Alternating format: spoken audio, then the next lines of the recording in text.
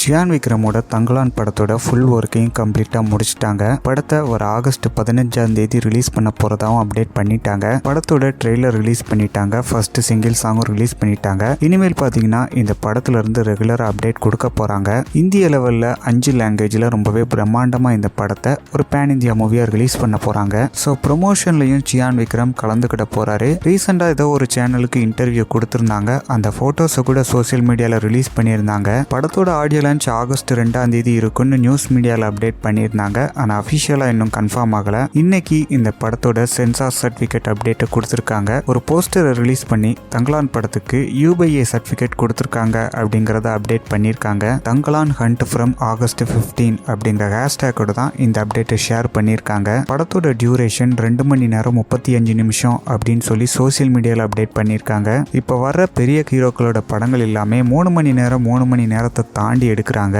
So படம் பார்க்குற audience review கொடுக்கும்போது லேகிங் அதிகமாக இருக்கு அப்படிங்கிற மாதிரி ரிவ்யூ கொடுக்குறாங்க. தங்கலான் படத்தோட டியூரேஷன் 2.5 மணி நேரம் அப்படிங்கிறது கண்டிப்பாக ஒரு நல்ல விஷயம்தான். இப்போதைக்கு சியான் விக்ரம் அருண்குமார் டைரக்ஷன்ல வீர தீர சூரன் படத்தில் ஒர்க் பண்ணிட்டு இருக்காரு. இந்த படம் சியானோட 62வது படம். இதுக்கப்புறமா அவரோட 63வது படத்தை மகாமுனி படத்தை எடுத்த சாந்தகுமார் டைரக்ட் பண்ண போறாரு அப்படின்னு சொல்லி அன்அஃபிஷியலாக அப்டேட் பண்ணிக்கிட்டு இருக்காங்க.